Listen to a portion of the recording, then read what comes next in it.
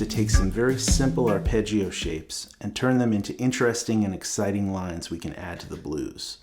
If you're stuck in a rut playing the same old blues licks and pentatonic scales, then this is the lesson for you. Let me show you a whole new way of thinking about playing over the blues using arpeggio shapes you probably already know.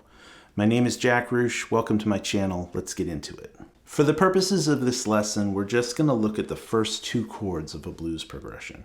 The 1 chord going to the 4 chord in the key of A. So our chords are A7 and D7. Now, as always, the first thing we need to do is learn the notes that make up these chords. So for A7, we have A, the root, C sharp, the 3rd, E, the 5th, and G, the flat 7th. And for D, we have D, the root, F sharp, the 3rd, A, the 5th, and C, the flat 7th. Now there's plenty we can play with just this information here. In this next little clip, I'll play a few chord tone based lines to get through these chords.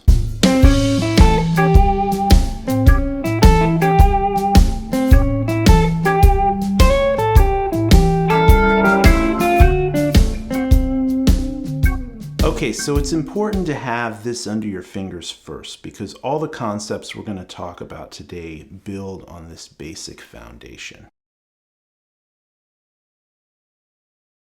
So when we look at these chords, A7 moving to D7, we usually think of that as the 1 chord moving to the 4 chord. But we can also look at this as a 5-to-1 cadence, where A7 is the 5 chord in the key of D. Now, if we play through a D major scale real quick and count, we have 1, 2, 3, 4, 5. So the 5th note of D major is A. And if we know our harmonized major scale and our diatonic chords of the major scale, we know that the 5th chord, the chord built off the 5th note of the scale, is always a dominant chord. So A7 moving to D is a 5-to-1 cadence. Now that we know that, we can go ahead and make this an entire 2-5-1 cadence. So this 2 chord is going to be our first chord substitution. And all this is happening in measure 4 of our blues progression as we go from the A7 chord to the D7 chord. Now, in this case, since we're going to D major, the 2-5-1 is going to be a minor 2 chord, E minor 7, to A7, our functioning 5 chord, and then resolving to D7, the 4 chord of our blues. So this is a 2-5-1 of the 4 chord, a 2-5-1 going to the chord we're resolving to.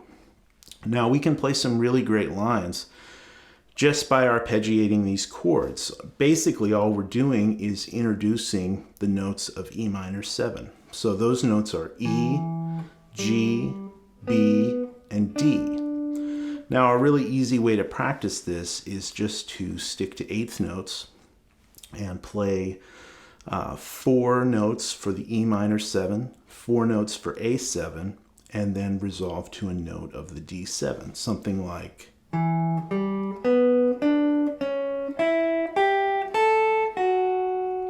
right, that's a really simple way of kind of approaching this. Now I'll play a few examples showing some different ways of moving this around the fretboard.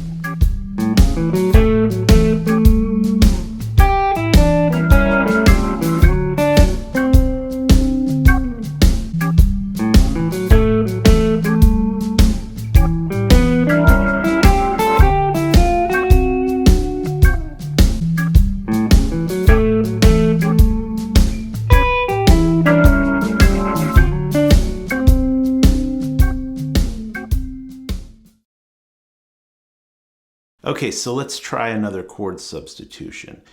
Instead of playing E minor 7th for our 2 chord in our 2-5-1 heading to the 4 chord, let's play the relative major to E minor, which would be G major 7th. So the notes of G major 7th are G, B, D, and F sharp.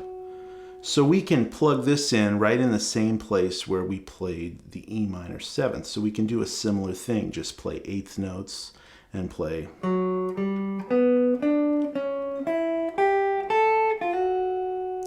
So here's some examples of that.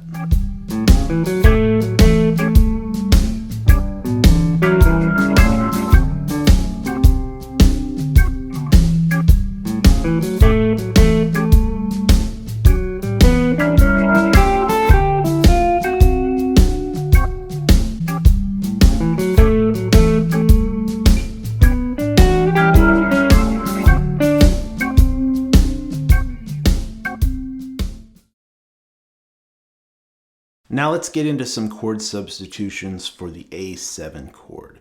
One thing I like to do a lot is to actually play a C-sharp diminished 7th arpeggio in the place of A7.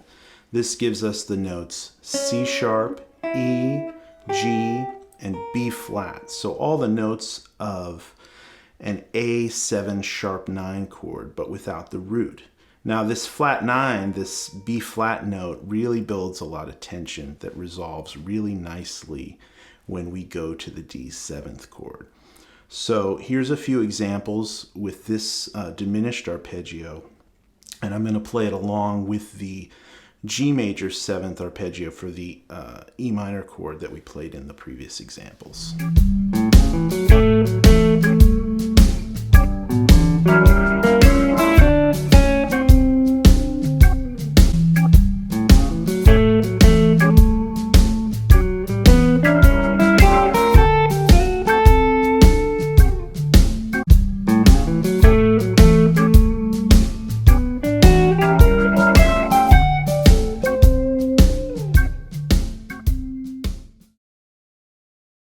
Alright, so one last chord substitution for the A7th chord. Instead of playing A7, let's play A augmented. This is going to give us this F note, which is going to build a lot of tension as well. That's going to resolve really nice. So A augmented is A, C sharp, and F. This type of a chord. So we can plug this in the same place. We're going to play G major 7th to A augmented and then resolve to a chord tone of D7. Check it out.